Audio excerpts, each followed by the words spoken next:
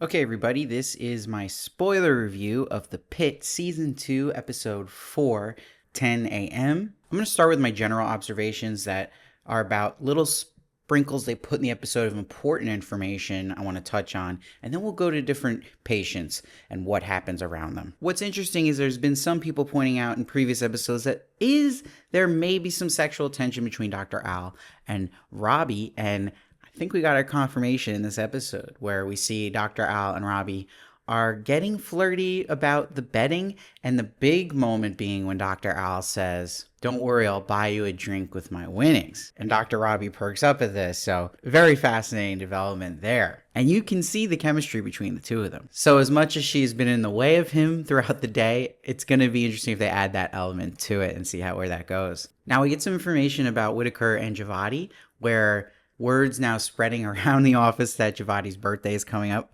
We see that Whitaker knows more about Zodiac now because he lives with Santos, who's big into astrology. We learn that Javadi is a Cancer. Shout out to Cancers.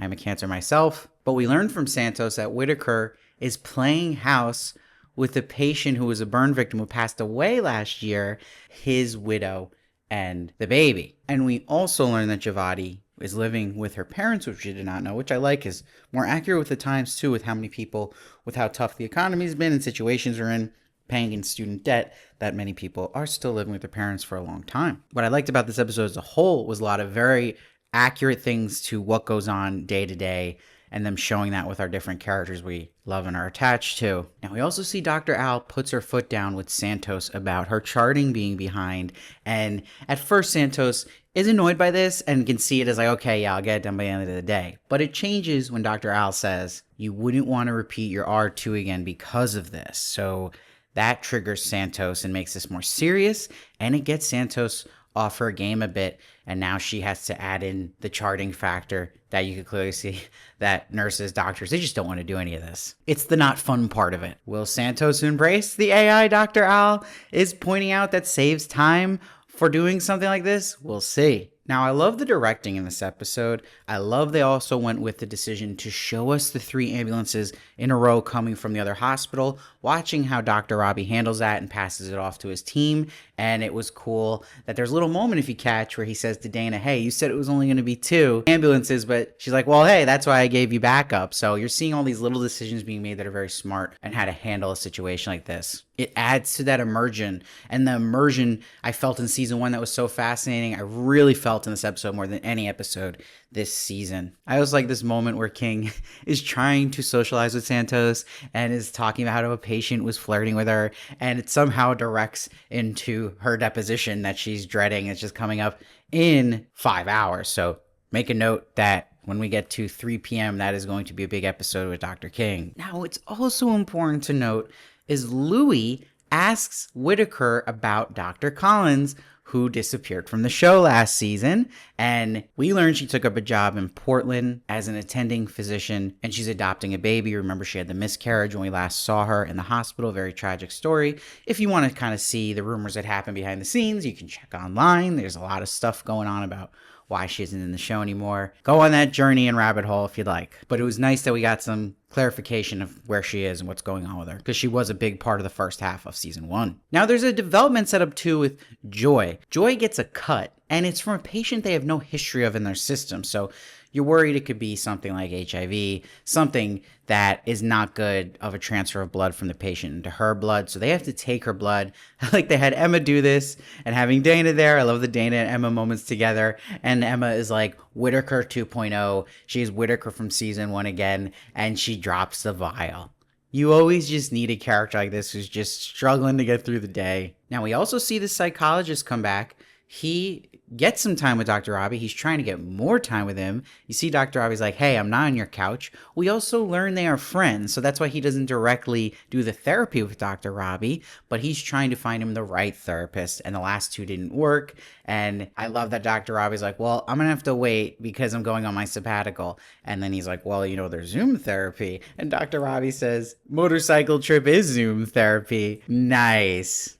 I also like seeing Whitaker stepping up, getting into the betting pool this season. He finally got his direct deposit. I like this episode in general, getting all these payoffs of characters are attached to. And what was really effective in seeing all these things is this episode got back to the focus of on the characters, with the patients being important, but feeding into the character stories a lot better than it being solely on the patient's stories, which I felt was too much in the previous episodes. Now, Dr. Al, which I've said, she comes off as an unlikable character in the beginning, but you know how the show is, that they do that with certain characters, but then you see things you like about them. They're really good at making all their characters have things you like and maybe some character flaws. And you see Dr. Hal's a really nice moment here where she actually brings Langdon up to the front line without that bias Robby has. And she's making the right call there. Clearly, he's ready for it. And she says a nice line to him. I think it's great. You're in the physician's health program. And you see that what's important about the Robby Langdon story is that Robby was expecting Langdon back after his sabbatical. So he's not mentally prepared for this. It's more of a shock factor too, where he's like, I can't even fit in dealing with this in this busy day right now. He doesn't want to deal with it, which is something you totally understand. But that's where Dana's like, maybe this is the universe's way of telling you it's time to clear the air. So we'll see if Robby comes around by the end, which I think he obviously will with Langdon. Okay, so all those general thoughts I really enjoyed about the episode. So let's go into the patients now. We get to see the super glue eyelid girl again, which I was waiting for. We see she was actually stuck in the waiting room and has to come back in. The mineral solution didn't work. So now we get the payoff of who Dr. J is. It was who I predicted. I think who everybody predicted, obviously, is Javati, and he wasn't thinking that because obviously she's a student doctor, so he's not thinking in his mind as doctor. And what's cool is we see that Dr. J is a TikTok doc, and she's got a little fame here. And it was great seeing the patient starstruck by Javati and seeing Langdon's reaction to all this. I love the patient says to Javati that her favorite video was the one about coping with difficult co-workers. And Langdon goes, I gotta watch that. I was like, oh God, I hope they make this a thread through the story and that they look into these videos while they're working that Javati's been posting. And you see the patient wants Javati to do the full eyelash cut. And it works and her eyes open. It was just a cool moment. I really like how this went with Javati and the patient. And Javati's story to me has been getting much better this season than last. And I like they're having the TikTok doc aspect of the show. Very cool, very with the time. Now let's go to the college student who got tasered, Jackson Davis. His sister comes in. The acting by the sister here could be a little better. Let's hope it improves as it goes on. But the character is getting wind now of how sketchy this whole situation is. She knows right away that something's up. She knows her brother's a good kid and that he also is going to law school. He wants to help people. But you see, Javati points out his case could be serious and she should probably call her parents, even though we learned the daughter's not that close with the parents. I love the moment, though, they have the nurse say to Javati that the new radiologist is a hottie.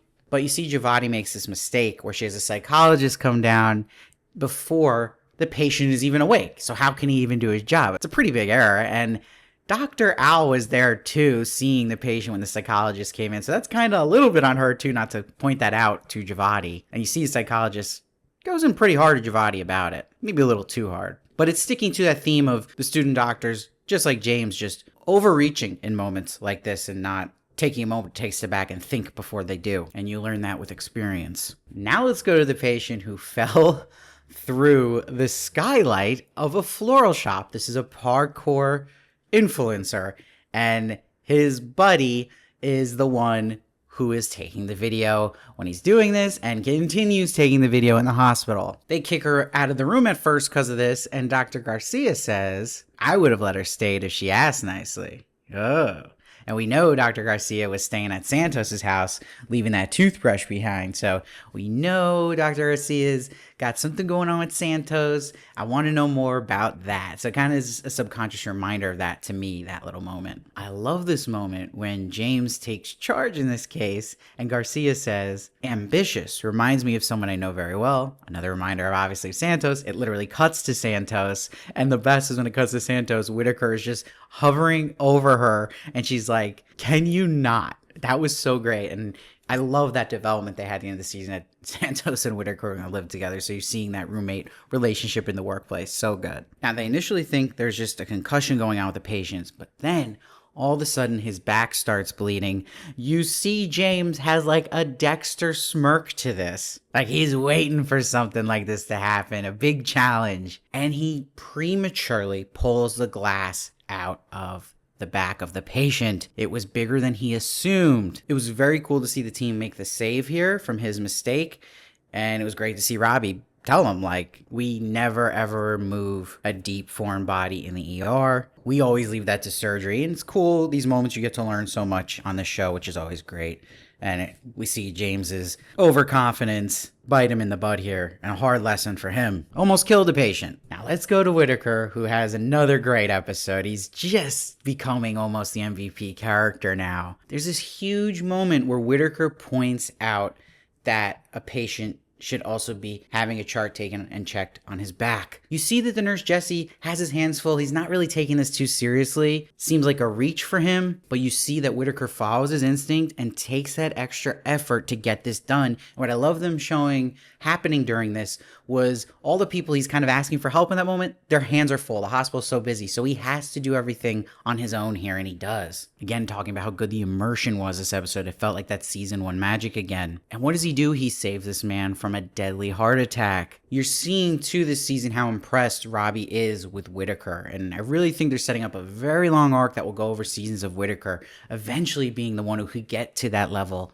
of attendee, because he is so talented and has a great instinct. And I love he fist bumps Robby, and then James goes in and he leaves him hanging. Now Santos has one of those odd moments I know the audience is not gonna like, is when Santos calls him Effelberry. His reaction explaining what happened. So Santos right now, when she gets into a bad headspace, you know, she can really say the wrong things to her coworkers, and she's really got to work on that. Now I want to go to this other patient who is a patient that I really like they showed this story, because I could relate to this a lot in my life, where this is a patient with no insurance. I love they show the issue where you can make too much money that you don't get covered, but you don't make a low enough amount of money that you get covered. You're in this horrible middle spot, and you're living paycheck to paycheck, and it's still a fortune to pay for the stuff. They clearly say this would be thousands of dollars for the ER visit. So I totally felt for what this family was going through, and a problem we have highlighted here in America. And we also see this patient can't afford his insulin as much as he needs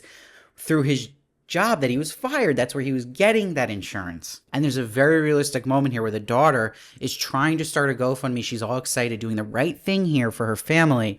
And you see the reaction the father has is totally what a father would do in the situation, where the ego kicks in. He's like, I work hard. I don't need charity. Like, dads don't ever want that. They want to be able to show they can bring the food on the table always in all those types of situations. Really realistic. You feel for it. Great stuff here. Now, another good story here is with the patient of Felicia, who has the bad cough.